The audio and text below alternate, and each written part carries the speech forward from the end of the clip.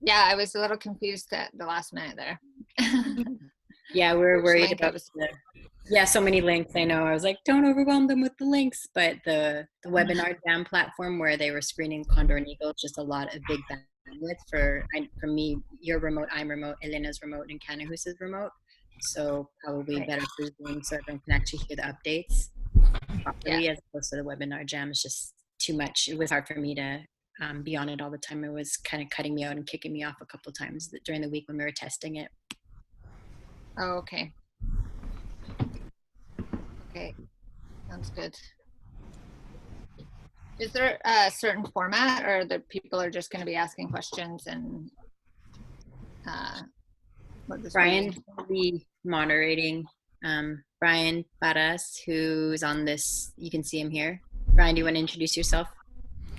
Hey, it's a pleasure and an honor to meet all of y'all. I live in Houston, Texas, and I've known Melina, I think close to 10 years now. I think it was 2012 that we met in London, of all places. And that was really, yeah, at the BP shareholder meeting. And I was there because of the deep water drilling disaster that happened in the Gulf of Mexico. And Melina was there with some friends that y'all probably know, Clayton and Jasmine, protesting and trying to get shareholders not to invest in the tar sands. And that's when I learned that it was coming to Houston, to Texas, to the Gulf Coast, during one of our presentations. I was like, of course it is. Of course it is. And we've stayed connected since.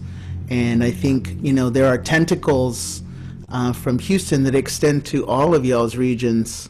And I hope that, we can talk a little bit more about that today.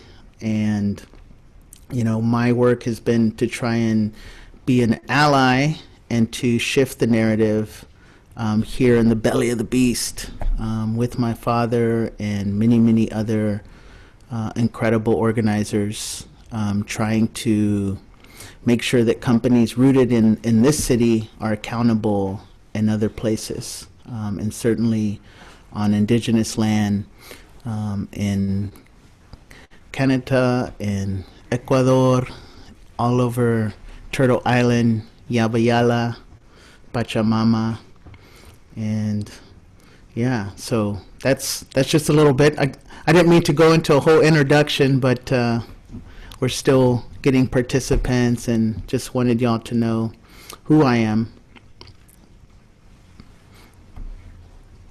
So Bryan will, to answer your question, Molly, Bryan will be like we'll give each moderator or each participant or panelist actually time to give an update, just like whatever you want to say to the audience of what's happening right now, before, after COVID, whatever is most important for you to communicate to folks that are supporting right now. And then Bryan will open up with some questions, and then kind of keep it short and sweet. We don't have to belabor the conversation too much, but we definitely want to give you all time to give updates of what you're currently dealing with, provide space for that. So thank you for joining us. Yeah, and I'm getting a signal that we can get started in another minute. So we'll give everyone 1 minute to stretch, take a deep breath, process the film that they just saw, the audience. I don't know if all of you have been able to see the film. And if not, it's okay. I think you are all acquainted with the content. It's no different than the fights that you are all working on.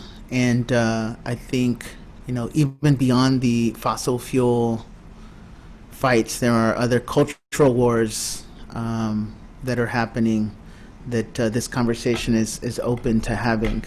So when we ask for an update, please be, as broad or specific as you feel you need to be or want to be.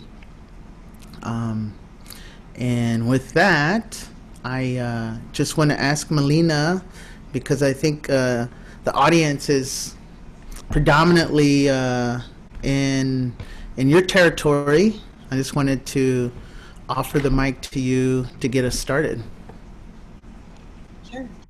So Tanseg Wakia, thank you everybody for joining us today and this updates from the Frontline panel discussion after the Condor and Eagle screening, which you all saw. So I know it's a long afternoon for folks of really getting to know the history and the issues of Indigenous peoples from the north to the south and the alliances that have been created over many, many years. And so I'm so happy to and feel very privileged to be joined by 3 other Indigenous women and our one token Indigenous man, Bryan, just joking, Kanahus Manuel from the Tiny House Warriors, who's Secwepemc, and she'll give an update, and Helena Gualinga from Sarayaku from Ecuador, and Molly Wickham, as you can see, with her newborn baby from Gidimt'en Clan territory. And yeah, super happy and privileged. And thank you so much for joining us and listening and watching the Condor and Eagle to give you a backgrounder of the work that's been done for a number of years to stop tar sands expansion, and also the associated infrastructure along the pipeline that goes through Ponca territory, that goes down into Houston, that goes across into Tsleil-Waututh territory, across the Secwepemc territory. So such an honor. And I know that there's already questions popping up, but we're going to provide some space first for the panelists to give their updates from the front lines, and then we'll try to answer as many questions as possible. And but yeah, so Bryan, if there's anything else as my co-moderator, if you want to add anything, or we can just start with the updates as well, which would be great. So let me know what you think, Bryan. You're on mute. Thank you. I think I'm ready. I would love to hear updates and any pressing breaking news that folks would like to share with us. Yeah. Well, we'll start maybe with Kanahus, who's to give you an update from the direct update of the Condor and Eagle film, because her territory is across from the tar sands and is connected to us in the tar sands. So Kanahus, and then maybe we'll jump down to Helena, and then from the follow-up from Sarayaku, Condor and Eagle, and Molly, who's, so thank you for joining us, newborn baby. Thank you so much, Molly, and who, as most people probably on this call, but if you don't know, we'll hear what's been happening in the Gidimt'en territory in Wet'suwet'en with massive, intensity that's been happening this past year. So I'll throw it over to Kanahus and. Right, hello everybody. My name is Kanahus. To you live from the Tiny House Warrior Village in Blue River. I'm right now in one of the tiny houses, and we're fighting the Trans Mountain Pipeline expansion. I just want to, share my solidarity with everybody on this panel, and to Melina, one of my very close sisters of mine in this movement. We're fighting for the same water, Molly and Helena. I'm glad we get to all be on this panel together. And Bryan, thank you for being our token Native man here. But I want to really, I guess, just at this time, really tell you the seriousness of what we're facing as Indigenous women on the front line. One of the things that we joined with Melina and the Sacred Earth Solar is to be able to provide some type of power so we can charge our devices on the front lines here. And it's been very needed, especially during these last couple of weeks. We've had people, Canadian civilians, real with the white supremacist attitude that they could come and congregate at our doorstep right outside of our front gate. So this is what we've been dealing with and having to document this. These are all pro-pipeline supporters that are coming to our door. There's a lot of aggression that's coming at the hands of these workers that are coming into the areas. This is very isolated, remote areas, and these are the man camp workers that are coming in right now, and we're just barely feeling the effects right now. And we hear the effects of these man camps coming in other places and how they've really gotten a hold of the communities where women don't even feel safe going and shopping at the grocery stores. People don't feel safe in their own communities anymore. And that's what we're hearing right now in these local towns of Belmont and Clearwater, where women can't even do a basic thing like go shopping, when all of that is a really tense situation right now because of COVID. I say this because the effects that this has on our people goes bigger than just the environmental effects. It goes right to the heart of our people, the trauma that our people face every day at the hands of the RCMP. And when people call the RCMP, it could end into a very dangerous, serious altercation, because the racism and the white supremacy is so heated here in the interior of BC. And I'm sure it's all the way up to the Alberta, and we feel it all the way along this pipeline. This is a white supremacist pipeline. They're pushing this in with the idea that the white race, the Canadian government, has is the supreme power to be making decisions on our land, and it's not. Indigenous people are, and when we do say no and we stand up to say no to these projects, we're even more targeted. And we had a hate attack happen here at our camp on April 19th. I had my wrist broken by the RCMP at a arrest that was made on politically motivated charges. And so we felt the wrath at the hands of the RCMP, but you pull those strings higher up, and who's making the decisions? The Canadian government is pushing this Trans Mountain pipeline through 1,152 kilometers of this pipeline through Indigenous territories. Over half of that goes through Secwepemc territory. We're facing criminal charges, tiny house warriors, for just building tiny houses and asserting our title by living on our land, blocking the construction of the man camps and the pipelines. So this year we have 3 trials. We have 4 of individuals, Secwepemc people, myself included, that are facing criminal charges. What we've seen, prior to COVID-19, I want us all to remember the shutting down Canada, and how our Indigenous communities here in the north were able to shut down all the major infrastructure in Canada, and really showing how Canada has gotten wealthy off of our land.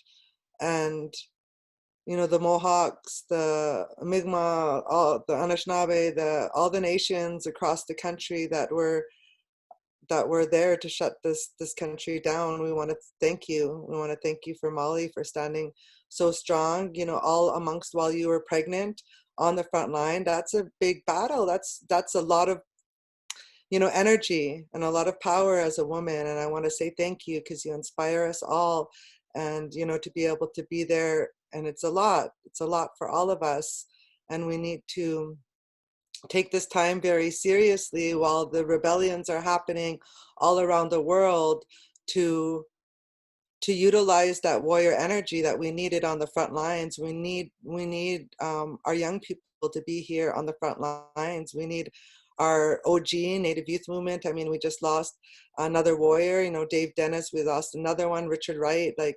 We're losing warriors of our front line. Those are our age. We're losing them, and we need to, I feel, pick up the pace, even though we feel like we're doing so much, and we need to take time to, build our power within ourselves. But at the same time, I feel like we need to pick up the pace, because, we're losing our warriors, every day.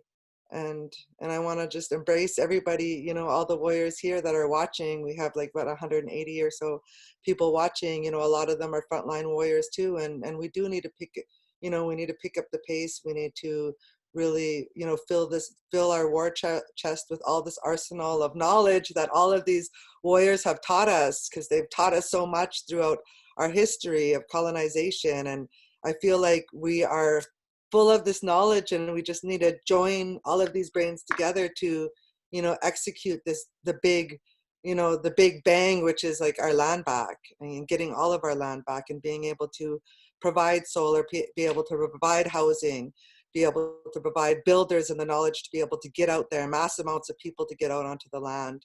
Right now we're fundraising for teepees because we can't even build enough tiny houses to house everybody. We're going to be going to the teepee tiny houses to be able to house as much young people that want to get on the front line, because there's lots, and we need the teachers there, all the OG Native Youth Movement, and we need them to come and step up and start training all these young ones, because we have an army right here of Native youth ready to fight for our land. So. Hi, thank you, Kanahus. Bryan, I just wanted to mention here too that for folks I see in the chat that people are wondering how to support, so please connect back to the registration page. And actually, VI, or Council of Canadians and Indigenous Climate Action, have organized this webinar, but thank you for putting that in. So right there, that PayPal will send support to all the impacted communities. So thank you for doing that. And please also look up Tiny House Warriors website page, Sacred or Solar website. And Molly, if you could speak to where folks can directly support Gidimt'en. And then Helena, I'm going to provide some time for you right now if you can. I know your connection is not so great, so I just wanted to get you in here before hopefully it doesn't drop off, because I know you're in Ecuador. So yeah, and Bryan, if you want to add anything else before we go to Helena. No, that was great. I'm taking notes and thinking of some questions to ask after the updates. Yeah. Yeah, hi everyone. Can you guys hear me, because my internet has been cutting off a little bit. So I just wanted to thank Kanahu. I hope I'm pronouncing your name right, but it was really amazing to hear, what is going on, even though like there are very awful things. It's really good to hear about your fights and to be aware of what is going on. I'm really thankful for being here and yeah, so here, there are a lot of dogs. So what has been going on now during the pandemic is that a lot of communities have been facing other crises on top of the corona crisis, and I think like that is exactly what is going on everywhere in all Indigenous communities. Like we have our daily fights against the fossil fuel industry and like all these things happening to us, and then on top of that we have to face the corona crisis. So in my community, for example, we were hit by extreme floods, and I mean, we live in the Amazon. It rains a lot. It is the rainforest, so rain is not rare here, but seeing rain so intense that we have seen in the last couple of months, and seeing floods so extremes that we have never seen that before here. I was just speaking to my grandmother today, and I asked her like how often did you see these floods when you were young? And she said, well, I mean, there were floods, but in my lifetime, I've never seen a flood so devastating as the one we saw a month ago. And so a month ago, my community was hit by this extreme flood that left a lot of families without their homes. The water like swept away their houses, and it said that about 80% of our fields that are close to the river are completely destroyed. You cannot, we cannot rely on them anymore. And we lost 5 small schools of 6 in my community. And this is not only my community. On the same river, we're about five communities that have been affected. And then after that, it happened one more time, and then after a week it happened one more time, and you're seeing all of these things, and you think like why is this happening to you? Why is this happening to my people, to your community? And I like personally always thought that, okay, Sarayaku, my community, will probably be safe, because we have had a lot of struggles against oil companies, and we've been going through a lot of things with these fights. And it kind of feels like we've done our part. We have protected our lands and we have protected our communities, but now there are things that we actually cannot protect ourselves from, that that are caused by the same industry that, you know, we had issues with before. And this happening on top of the corona crisis makes it a lot more difficult, because so our communities completely depend on our fields and our courts, and now we cannot do that anymore, and you cannot go to the city because then you are risking to get the virus. And I mean, in my community, we've never ever faced hunger in my lifetime, and a lot of people are very, you know, stressed, are very anxious about this, because they do not know how to bring food to the table, because they cannot go to the field anymore. There is no field. And this is, you know, this happened to my community and the communities by the river that is in my community, but then it happened to other communities that are in other parts of the Amazon. And with the corona crisis going on here in Ecuador, and it's been, I think internationally, it's also been like very, like a lot of people have been talking about what is going on in Ecuador, and the situation has been very bad.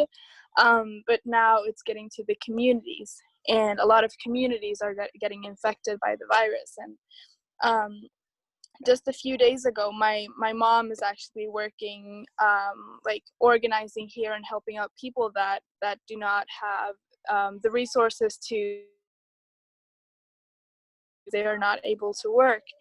And she encountered a man that, you know, he was living in a community, and he was living alone. He had gotten infected, and he had nothing. And no one is, you know, doing tests. No one is looking after him. You know, so like a lot of indigenous people are infected, but they do not have the resources to go to a hospital, or even if they have like a community hospital or a local thing, it's very underfunded, so they do not have even the equipment to like take care of the people there that are sick.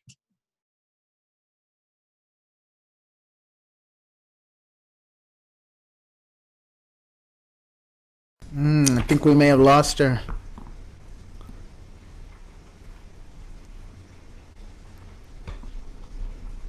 Yeah. Well, let's see if Molly, maybe for now, while we try to get back, Elena, Molly, do you mind?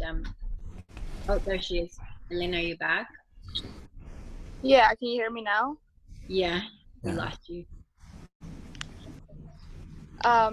Yeah, so there are also like other communities that are very far away from the cities, and they don't have a lot of contact with the outside. But the thing is that, for example, they have companies on their territories. They have miners, or people from the oil companies, or loggers. And now they are saying that they have people infected in their territories, and they don't know how, because they have not been outside of the community for a long time. And the government has let these companies still operate on their territories while Ecuador being in quarantine, which is completely unacceptable, because there is, like, people are saying we have been infected by the company workers. There is no way that we brought this to our community. And then like all of these things are happening on the same like simultaneously, and just a month ago, I think, there was a rupture in a pipeline in Ecuador, in the Amazon. Can you guys hear me? I don't know if I'm still. Yeah, we can hear you now. Okay, great. Yeah, so there was a pipeline rupture, and we haven't seen it. It was the biggest the biggest like pipeline rupture in like 20 years or something like that, and it now Ecuador's biggest river, greatest river, is completely polluted, and the indigenous people that live there, like my community, depend on hunting, fishing, and their fields. They can no longer hunt because the animals also drink the same water that they drink. They can absolutely not fish because the fish is polluted. They are swimming in these waters, and they cannot drink because the water is completely polluted. And a lot of fields that are close to the river are also, people are afraid of harvesting there because it could also contain oil, or it's very unsafe, and we don't know, like, okay, this is happening at the same time as the coronavirus, but a rupture of that magnitude, it could stay for years, 10, 20 years. We don't know when this will be, like, when will this be over. And the government is not, their cleaning methods are not efficient enough, so people are living in this, like, they literally lost everything because of this. I mean, my community, we lost a lot, and like a lot of people are struggling, but in a few years we will probably have fields, in a few months, but these people, they don't know if they will ever be able to drink. So yeah, that is kind of what is going on here. We have, like, in the Amazon, we have a lot of different issues, and until today, we have not had any confirmed cases of coronavirus in my community, but a lot of other communities are struggling with it, and it's just getting deeper and deeper and deeper into the Amazon, and it's really scary because, like, as a lot of you guys know, like, our lifestyles are completely different compared to urban areas or to the cities, and just like our cultures are very different, and the government has not done anything to make sure that there are protocols for indigenous people, or informing people, for example, in their own languages, because a lot of people do not speak Spanish. I mean, yeah, a lot of us do, but a lot of us don't. And just to try to, like, understand that we have a very different lifestyle, we have to change other behaviors to be able to not spread the virus in our communities. Maybe something works in the city but it does not work in our community. And like, people are scared. Like, it's just getting deeper and deeper into the Amazon, and like, we have seen communities where my mom was just telling me that there's a community that lost 6 elders in just 2 weeks. And that is exactly what is happening. Like, the virus is wiping out our elder generations, and I know that you guys know that how important they actually are to us, how much we learn from them, and how much, just power they give to us, and we have learned a lot from them, but there is still so much we can learn from them. So it's just been like a very difficult time, like, having all of this going on at the same time as we have, like, our other struggles. So yeah, that is kind of what is going on here.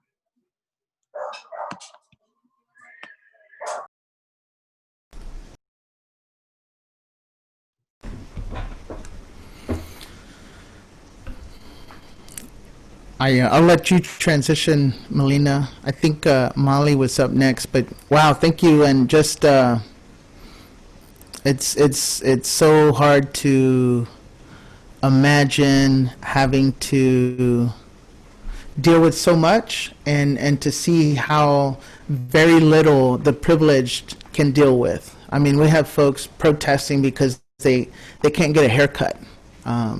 Literally, yeah, like, I just, yeah, I'm going to sit with that, and I have a lot of questions for you too later. But Molly, if you want to share with us your update, that would be great.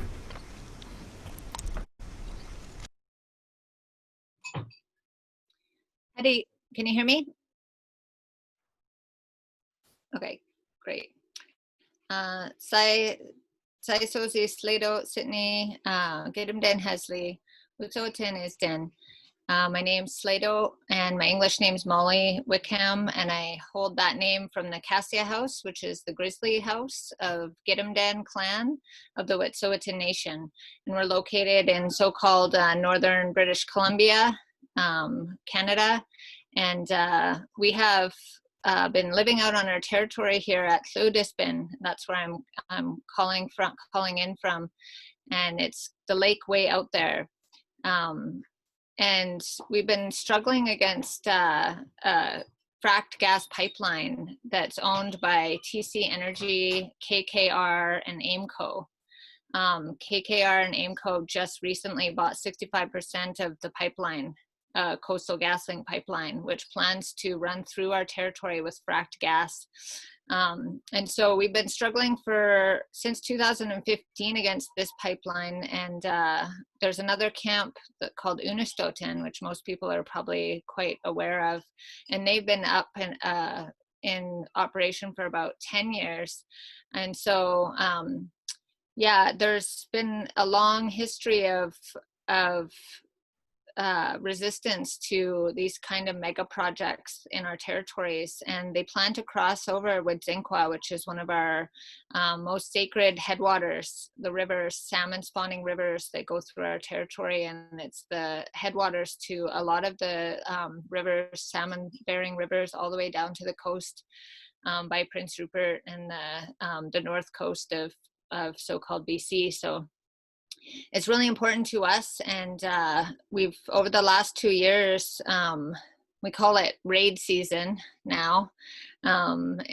January and February of last 2019 and 2020, we experienced militarized raids on our territory against our people, and we've had a lot of conflict that's been happening in our territory, and that has just, on the heels of the conflict this year, there was 5 days of militarized raids on our territories that went through Gidimt'en territory, 3 camps on Gidimt'en territory, and then Unistoten territory.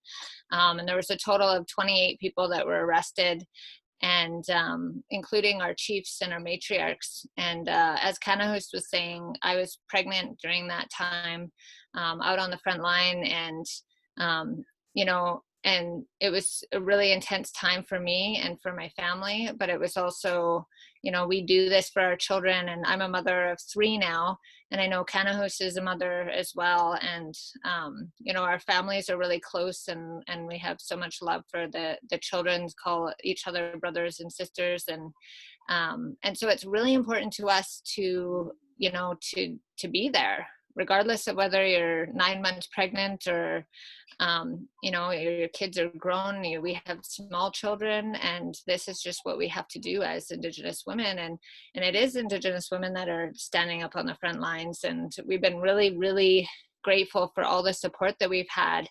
And after the raids happened on Wet'suwet'en territory, Canada got shut down, and we put a call out. We asked for support. We asked for people to stand up and support us, and people did, all across the nation, from coast to coast.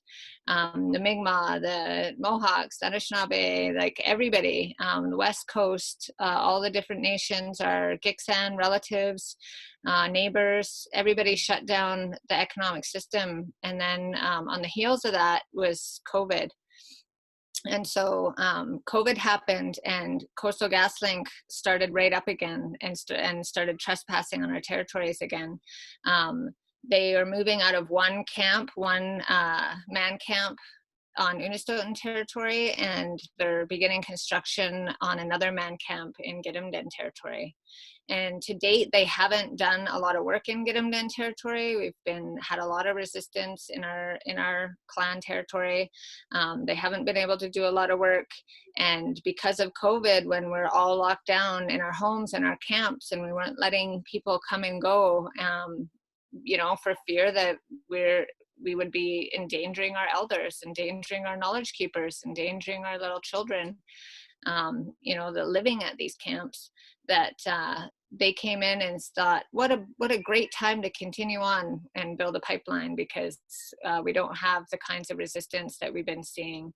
And so they've been doing that work, coming into our communities and putting our people at risk. And we also have a detachment, an RCMP detachment on our territory. They moved out 29 kilometers into our territory in the middle of the bush and set up camp, literally. And they just recently had a 500 liter diesel spill at their camp.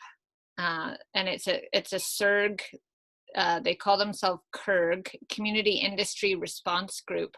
That's a specialized arm of the RCMP, Royal Canadian Mounted Police, just to deal with Indigenous people resisting exploitive resource extraction companies on their territories. And so they set up camp at 29 kilometer.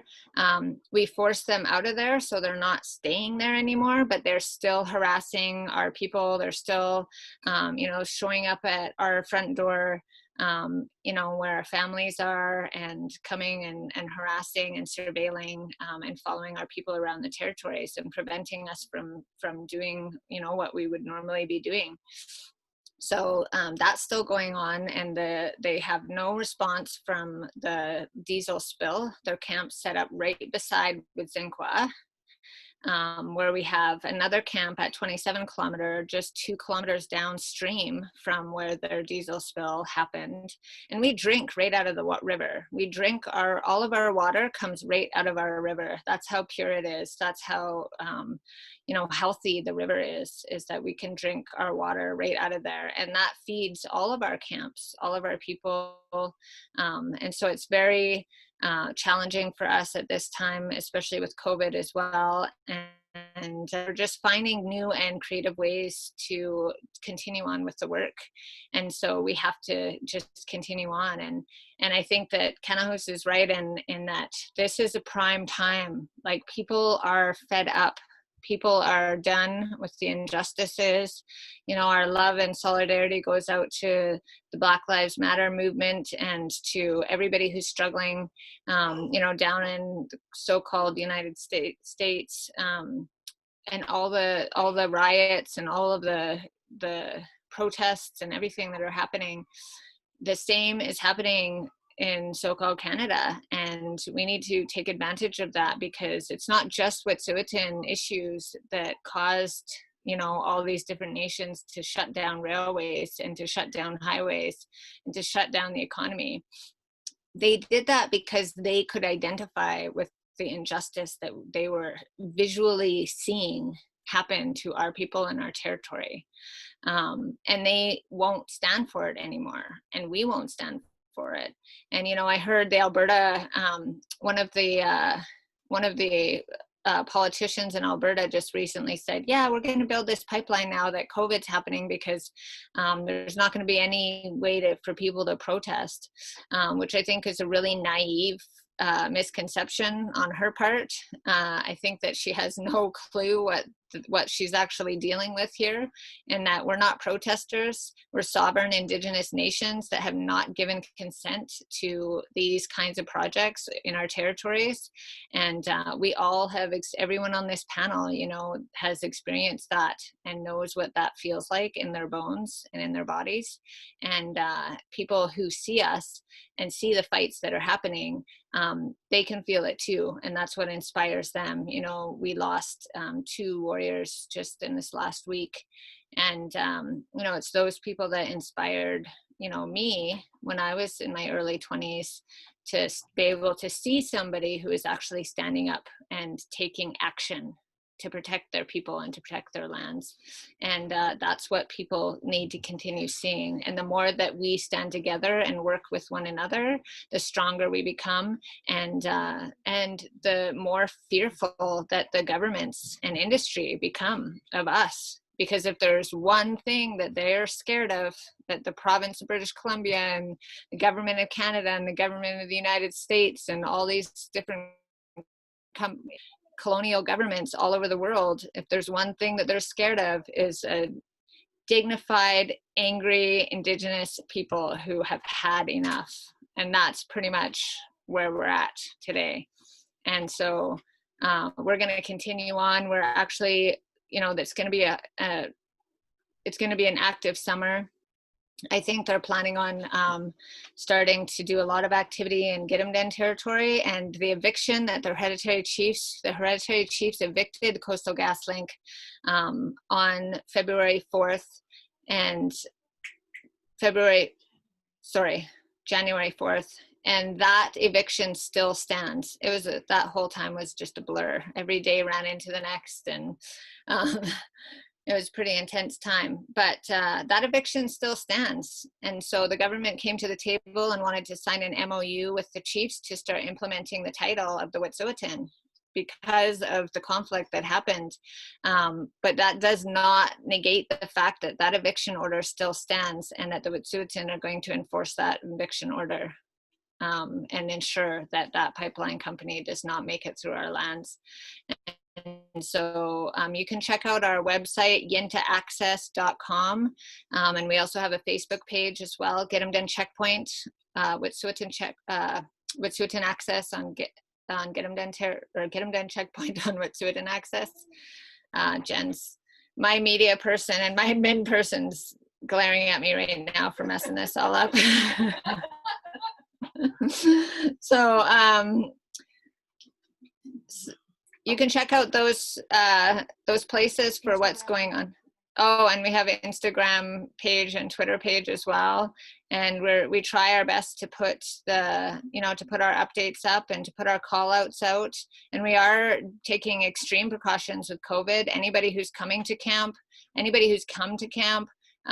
has had to do 2 weeks of self-isolation in the north after they've traveled here in order to come into our camp, so that we can make sure that we have people that are safe and that we're keeping our territories safe as well. So, we have a lot in common with the other struggles that are happening, and, we support them. We support them wholly, and we'll do whatever we can to support each other, because we wouldn't be where we are today as Wet'suwet'en and Gidimt'en if we didn't have the support of our neighbors and the support of all the different nations across the territories. So occupy your land, stand up for your land, and support one another, because that's how we're going to win this, and that's how we'll win and implement our true sovereignty, is when we stand together. It's it's one thing that can't be broken, and we're never going away. So we're just getting stronger and stronger and stronger. I had the privilege of watching the film actually up at Unistoten over the winter before all the raids happened, and we had a film screening up at Unistoten, and it was a real pleasure to see, and inspiration to see all the work that everybody's been doing. So Snekalia, Awatsa, I say. Hi. Thank you, Molly, for sharing, and thank you, Kanahus, for giving update, and Helena. Just so folks know, we are on Facebook Live right now, so folks are watching from Council of Canadian live feed. So for the Council of Canadian folks that are doing tech right now on the call, if you could put up the links as well on that page that Molly just provided. And for Tiny House Warriors, Kanahus, if you'd want to, can you put in the chat box here too for folks to know where to be able to support Tiny House Warriors? And for Helena too, but we are currently, we have a PayPal account for funds that are going towards the Sarayaku Relief Fund as well, for folks that, as they're recovering from dengue and the floods and now dealing with COVID. So funds will be going there as well. But for folks on the call, please do support all of these amazing Indigenous communities that are standing strong in their resiliency and in their conviction to protect their homelands, not only for themselves, but for all future generations and for all of humanity as we fight the climate crisis. Because COVID is one thing that we're going to have to get through with this pandemic, but there'll be many more to come. And so I really hope that for Helena, there will be able to be a rebuilding with these funds, a rebuilding of the food systems that really sustain the people in Sarayaku. It was such a privilege being there, and it really broke my heart when I heard of the floods that were happening. I don't know if Helena can hear us right now. If she's on. Hi, Helena.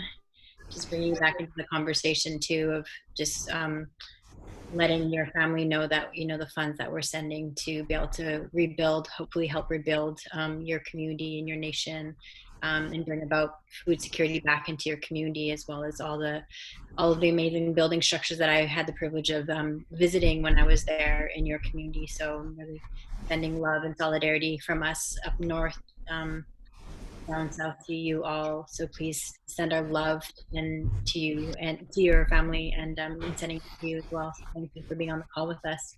Bryan, I'm going to send it over to you as well, so you can have a couple questions for our sisters here on the call before we don't want to keep them too long, but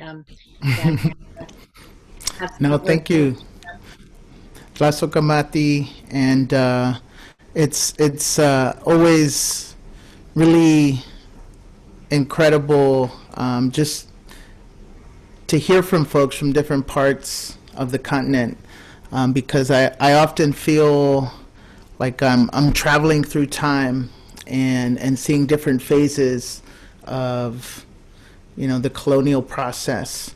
And here in Texas, you know, our lands have already been completely taken, and you know, for many people in our current government, we don't exist.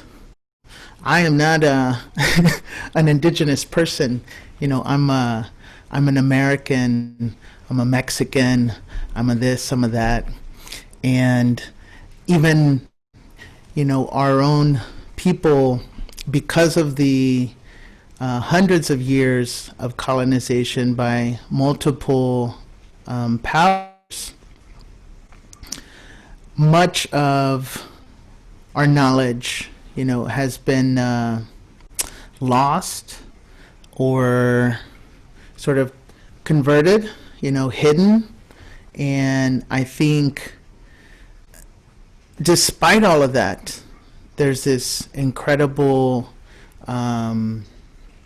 hunger and even you know, kindling that has preserved so much.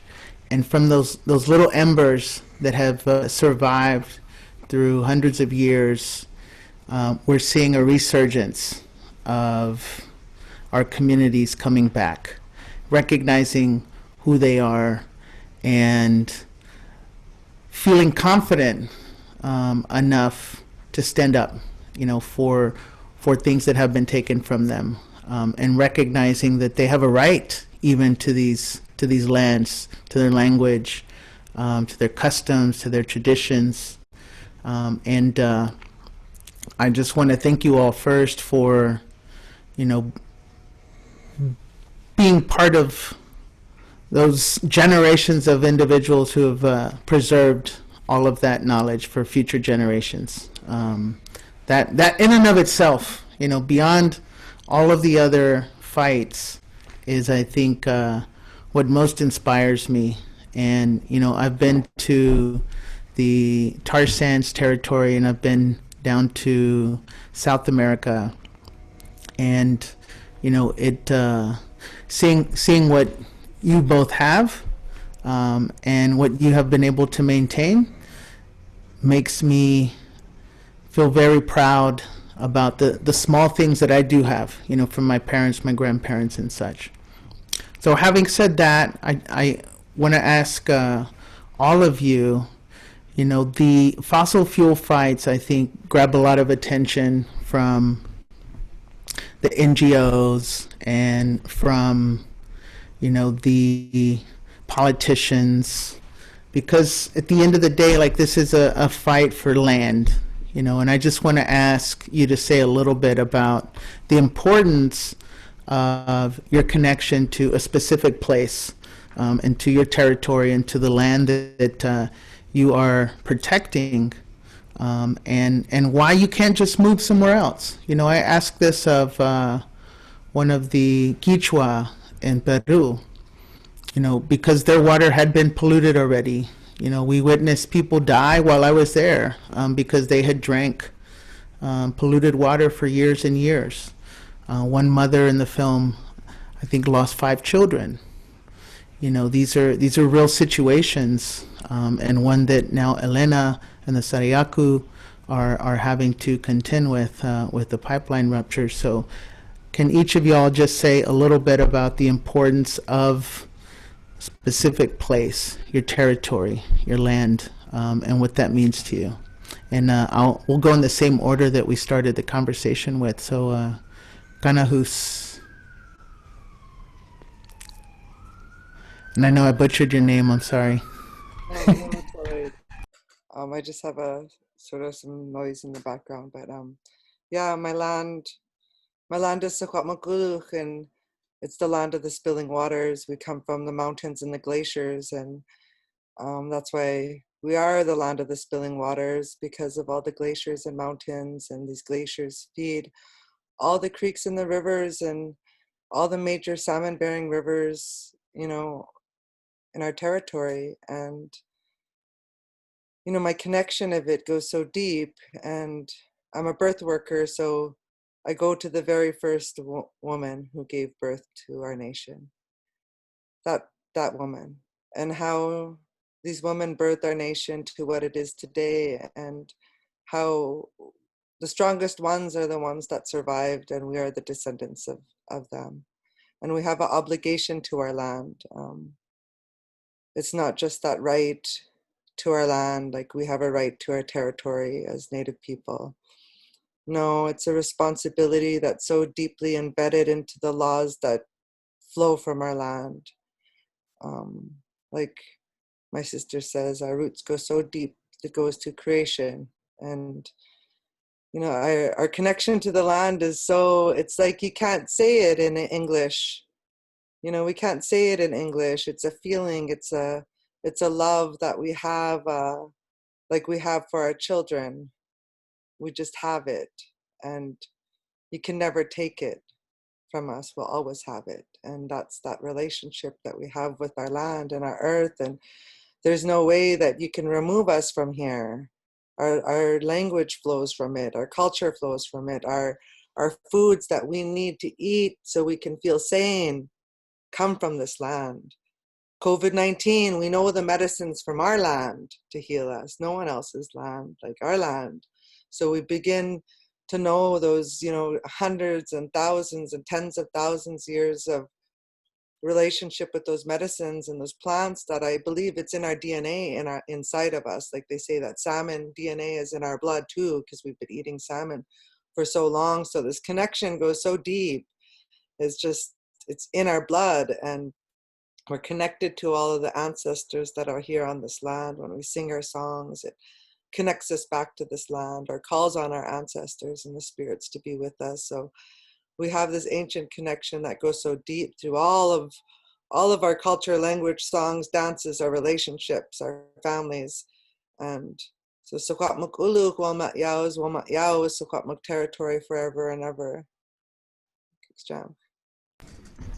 No, thank you. And I'm going to throw an audible, Molly, because in listening to the response, I realized there's a specific question that I actually did want to hear from you, because of the moment that you're in and the confrontation, you know, and really each one of y'all are in this moment. But if you can say something to what state violence means, and how folks on the outside can support you.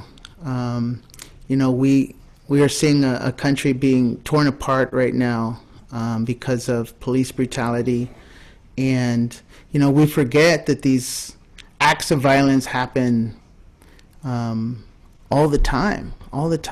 And we've seen laws that criminalize, our abilities to protect our homelands, to do what we have the right to do, to build a home on your territory, to keep folks off of your land.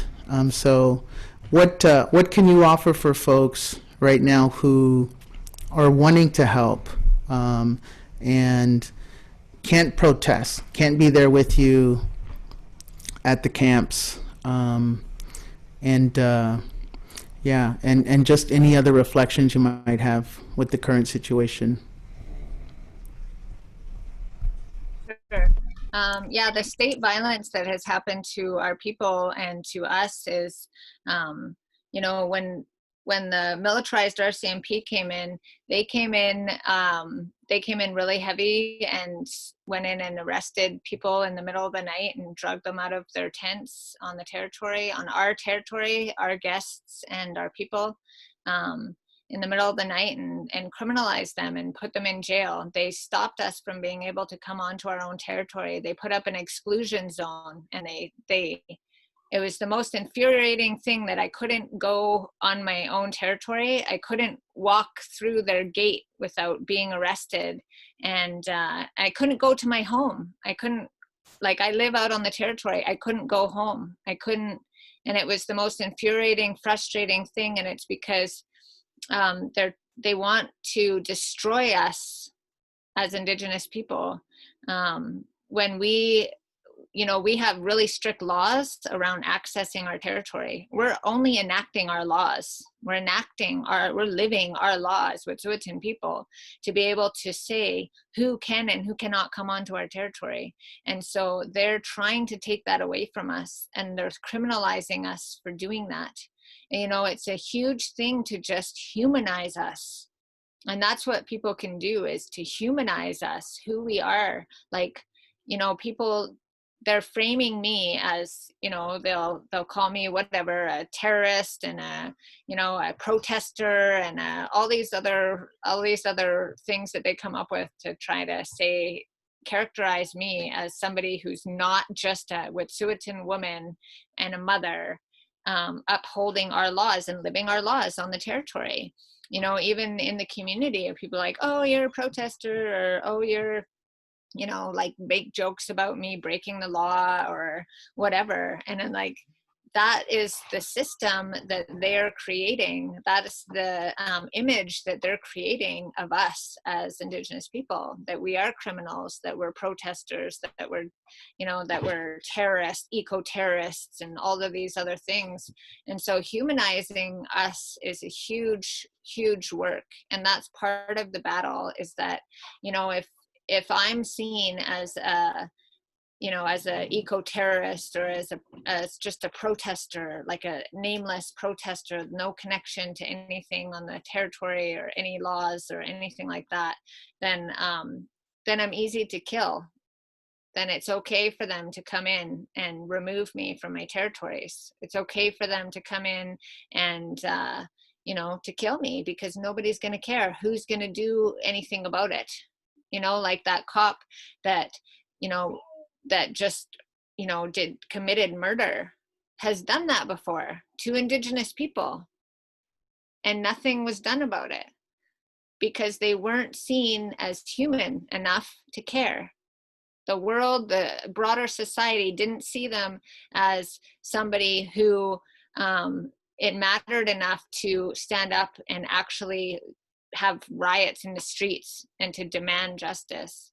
And we go out and we can't practice our culture. We go out on the territory and we're followed by the cops. I took one of my elders out berry picking, and we were followed the whole way by the cops.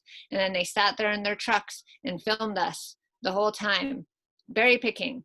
We go out to make a sweat lodge. We go out to do anything, to practice any way of anything that who we are, to collect medicines, and they're there to stop us, to intimidate us, to surveil us, to pull our vehicles off the road, to impound our cars and leave us stranded in the bush. They're trying to destroy who we are as Indigenous people, because we're a threat to their authority over the land. And so people can help us by humanizing us in whatever way that they can, by talking to their, especially people with privilege, to talk to their circles and spread it out, and within their families, that we're, we're justified, dignified people that are following our laws, and we're not protesters. We're not, anything like that. That we have systems in place that we need to follow, and especially now that it continues to go on. Like, this is something, like, this is not over. This is something that's still happening to us every single day. And I know that our, other front lines in so-called BC are experiencing the exact same thing by the RCMP and by racists, white supremacists that come and, try to attack us, and that we have to fear for our lives, because these people are out to kill us, to get rid of us. And that's a reality. So, we need people to protect, our communities, and that's to support us in doing that, because we can keep ourselves safe if we're given that authority to do so, by the broader general public, and that we're humanized in that way. Can I just add something, Bryan? Please. Yeah.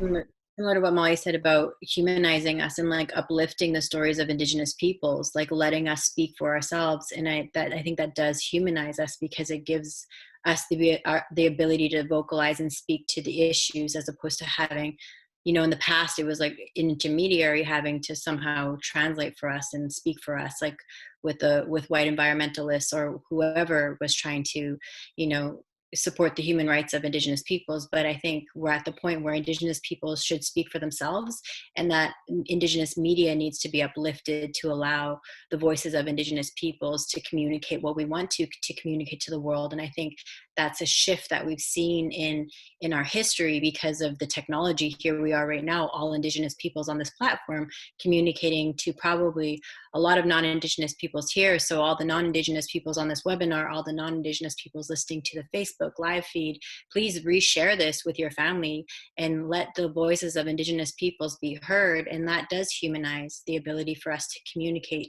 these issues to other human people that have lost their connection with Mother Earth. So I just wanted to add that too, because I really agreed with that sentiment. No, it's very important. And, I think the policy here in Texas was extinction. It was extinction, complete erasure. And that's how you have to do that. These aren't people. They are savages, right? They're less than. Speaking of humanity, I wanted to shift to Helena, because in the film we heard about this other concept called the living forest. And I have worked in the South, in the Gulf South, for 20 years now, and there's always a big emphasis on human rights. And when I think about human rights, I often think about the responsibility that we have to each other. And I never could explain it well enough to feel comfortable that I was, expressing everything that I thought about, what that responsibility entailed. And watching the film and actually meeting your tia, Helena. She came to Houston in the mid-2000s to meet with oil executives and to speak at shareholder meetings. And I want to ask you if you can say a little bit about the concept that we were introduced to in the film called the living forest, and the importance of recognizing, and I'm just going to use this word for lack of a better term, humanity of nature, and I think a lot of European thinkers would call that animism, right? And as a way of dismissing or belittling our intellect and understanding of nature as part of us, one of us. So if you could express what you feel the Sarayaku and your personal understanding is of the living forest and this relationship to Mother Nature. Yeah, so as you said, Sarayaku has this proposal that is called the living forest. But before this being a proposal, you know, to the world, it was our way of living. It was what our elders taught us. It was what my grandfather, my grandmother used to teach me in the mornings when we sat down to drink guayusa, which is our traditional tea that we drink 5 a.m. in the morning with our elders. And this means that, you know, when you go out to the forest, you are not in the forest, you are a part of it. And it also means that we see what surrounds us as equals. You as a human, you are not better than what is surrounding you. You are not, you know, I think that like in the kind of Western world, we think ourselves as the most important beings here on earth. And instead of thinking like that, we think, okay, we're all equal. And it also recognizes that, you know, when we see water or we see a river, it has life. And when we see trees and the forest, it also has lives. We have water beings and water keepers. We have keepers in the forest that are seen as our leaders. They take care of the forest, and we are allowed to be in the forest in our communities as long as we respect each other. And I think, like as you said, like it's very hard to like put a word on it because we are so familiar with like the word of humanity, and like instead of like saying that they are humans, I think like we can say we're equals. They are beings as well as we are, and we have to learn to you know, co-live with them. And I think like a lot of like Indigenous people, we manage to do that, but that is also something we need to teach people that unfortunately have, you know, a disconnection with this way of living and this way of feeling and thinking. And yeah, so basically when we go to a river or far out in the forest, we know that you're not alone. You are surrounded by these beings, and they're very powerful, and they're looking after you. And as a thanks to them, I guess, we also need to look after them. Like they are not able to protect themselves from these, you know, people and companies coming in. Like that is our job, because they protect us when we are in the forest. We, you know, live of these waters, of these of these plants. We get our medicine from it, and how could we not protect what is giving us life? I think that is like, you know, what, I don't know what the word is in English, you know, like when two organisms kind of like work together to stay alive. I think like that is our connection with what is surrounds us. We need them, and they need us, and we need to make sure that people are aware of this, and like we that we keep, you know, showing the importance of this and keep living like this. Thank you so much. I just want to thank all of y'all again for spending your Sunday evening with us, and everyone who's joined us to watch the film and then join us for this amazing conversation with frontline leaders from north of the Medicine Line all the way down to El Sur in the Amazon. And I'm going to hand it back over to Melina, and hopefully we'll get some information from each of our panelists on how we can continue to support their work and get updates on you know, important critical moments as they arise. Melina, back to you. Hi. Thank you so much, everybody, for joining us today. We just wanted to provide a space for Indigenous women that are on the front lines doing this work. And just a quick update, too, from Sacred Earth Solar, because we're unable to implement 4 solar projects that we were going to implement this summer, because we're not going to go into community to implement the projects. But Kanahus, I still am going to send you another project up. I'm hoping that now Vancouver's open, we can still at least get one system back up to your territory before the summer's out. But for the rest of them, we're just unable to travel all the way to Ontario, all the way to Saskatchewan, and all the different nations that we had projects with. So, but we're still figuring out ways to continue to do our work through Sacred Earth Solar and Indigenous Climate Action, who helped organize this panel, along with Council of Canadians. So for folks on the line, please continue to support our communities. I'm going to pass it back over to Kanahus, Molly, and to Helena to just say where folks should go to support work, like any final thoughts. And so just let us know how to continue to support, continue to have these conversations, continue to work with one another, because I think the more that we are in solidarity, the more that we're in communication with one another, the more that we're strategizing and understanding each other's needs and ways to support, the stronger that we are together.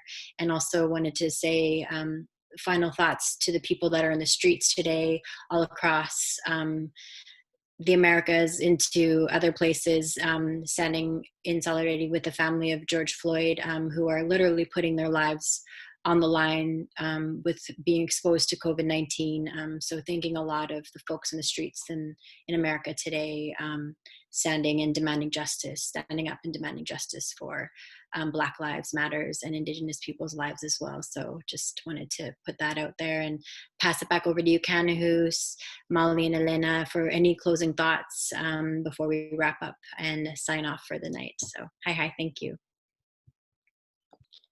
Thank you, Molly and Melina, Helena, and Bryan. Thank you, all of you. Thank you, Council of Canadians, for giving us this platform, and for everybody that's took this time to watch this and get updated about our front lines. I want to say thank you. And if you want to check out Tiny House Warriors or donate, you can donate on our website. It's at tinyhousewarriors.com, and there's a place to donate. And if you want to get in touch with us, get us in touch with us through there. On June 1st, we're starting our online art auction. So there's another opportunity for people to support Tiny House Warriors Auction for Action. It's on Facebook, and you can donate amazing and beautiful arts of yourselves that you made, beading, painting, different art, and put it up on the Facebook page, and different people will comment with their bid on it. And so you could just check out that Facebook page, and it's pretty clear how to participate in it. That's been able to raise us a lot of money for the front lines. We don't depend on mainstream funding. We depend mainly on the support of the people and everybody out there that supports Frontline. So thank you. And we're also going to be putting together another Tiny House Warriors album this year. And this album will be a fundraiser album that hopefully we'll be able to build one more house with. So if you're any artists out there that are interested in donating some music, where last time we had 40 artists contribute some music, and I really believe that it's really going to take the artists. We need to be very creative, and the visual artists that could create that vision of what we see in the future and what we want to see in the future. And we're going to be building another tiny house soon too. So we're purchasing a trailer very shortly, a big, huge tiny house trailer to be building on. So we're going to continue to move. And like Molly said, this is going to be another hot summer on the front lines. We're not going to stop. We're not protesters. This is our life. We're Indigenous people enacting our Indigenous laws on our territory. And that's, we're not going to change. We're going to continue to do that. And if that means facing off with the colonial government, that it's going to happen. And we're going to continue to fight. It's not going to be easy. My father said, like, we move one rock, we take one tree, it goes right to the top. But there's title in every single thing. There's title in that rock, there's title in that tree, there's title in every single mineral that they're trying to steal from our land. And the only way that we're going to be able to stop them is to stand up and face off with them and not be scared. And we can't be scared. This is not the time for us to be scared right now. We have to, you know, take that courage, no matter how fearful we may be, how much adrenaline goes through our bodies and everything. We still have to stand up and face off with them. We have to know that the most strongest of all of our ancestors are watching us. We can't stand there as cowards. The most strongest of our ancestors are watching us right now, that we're enacting our laws and living up to, you know, what we're meant to do here on this earth. And that's be Sokatmo, that in my case, you know, that's Kamok Utli, the people of the earth. So I want to say thank you again, and all our strong hearts and all of our minds together, we're going to really make leaps and bounds this year in 2020.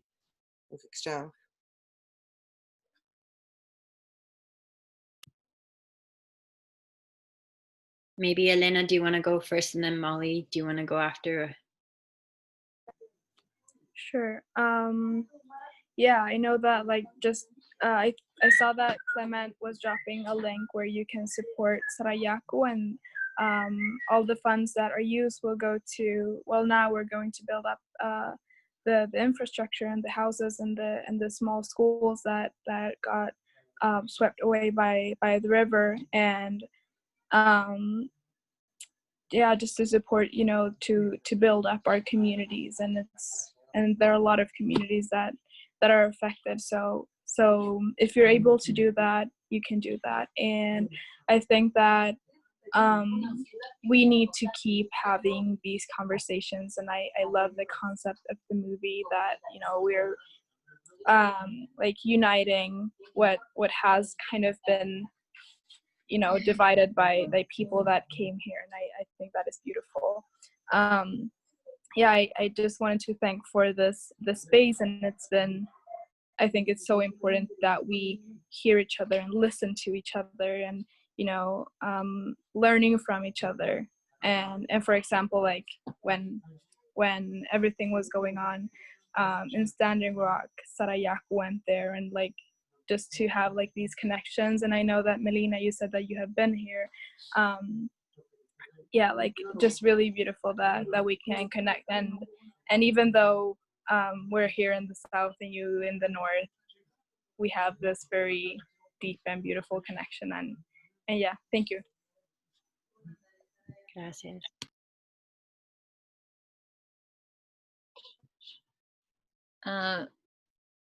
Snikalia, everybody, for all of your dedication and for all the work that you do. I know Kanahus was always one of, you were a huge inspiration to us, to me and my sister and our family. And you know, we just want to say that it's us all working, you know, alongside one another and sharing these struggles is what's going to make us stronger. And I know Richard, before he passed away, he was really wanting to build supports between the front lines in a more concrete way. And so I'm going to just put that out there into the world, that's what I'd love to see, is his dream and of that come true. And I know that we do support one another, but I think that we could do more. And I know that we're all busy as well, so we need the support of you know, other people that can put in the time and energy to make that happen, and follow the direction to make that happen. And so thanks for inviting me onto this panel. Our website is yentaaccess.com. For real. I think that's the correct. And so there's all the links onto our different pages and onto the different fundraisers and stuff that we do. And so we have a couple of camps on the territory, and we'll also be doing some building this summer and fall. So we it's really critical to have really skilled people that know how to actually do construction and building and know how to be out in the bush, because we're an hour out into the bush on a logging road from the nearest town. And so you really have to be able to know your way around a bush and have those skills. So I encourage people to get those skills before they come, and that you can also contact us through yintoaccess.com to get in touch with us, to do an application and see if you wanted to come to camp, and take all the precautions, obviously, that we would need to keep everybody safe. So thank you everybody again, and it was just amazing to be on this panel. And I just want to send a big shout out to all of our supporters, because we have hundreds of thousands of people supporting the Wet'suwet'en, and it's been an amazing struggle. It's been an amazing time that, you know, this is an opportunity, a huge opportunity right now, today, in 2020, and we got to keep moving on it. We got to keep putting the pressure on. It's not the time to start backing off at all. Despite COVID, it's not the time to rest. It's the time to push harder. And so I encourage everybody to do that in whatever way that you can. Awetsa. Hi. Bryan, do you want to close us out? Oof. Wow. No, thank you all. And I don't want to take too much of people's time. I look forward to continuing working with each of you. Like I said, there are many tentacles that originate from this city here. And I know Kinder Morgan, for example, had some roots here in Houston and still does. And I always offer space for y'all to come and educate the folks who have made, you know, their life wealth off of the oil and gas industry in this city, and share with them, you know, these other stories that they often are not told, that they don't know about, or choose not to acknowledge, right? Because it's uncomfortable to see the violence and the pain that it's caused so many people. And we here in Houston have also experienced, you know, ramifications from that through climate change, and have seen several floods in the last 5 years that have each been unprecedented, and each one, you know, more extreme than the previous one. And it's not gonna stop, right? This is something that I think people are recognizing we have to do something about. So hearing from you all is really important, because you provide a roadmap, and you exhibit the courage, you know, that is needed right now from everyone, to not be driven by fear, but to be smart and to learn that there are ways, and there are people, you know, who are dealing with these things, and in a good way, and in a way that can lead to a better future for everyone. So thank you again. I'll leave it at that, and appreciate all of you. Be safe, be well, have a good night. Warrior up, warrior up, as Ta would say. Yeah. Bye, everybody. Sending love.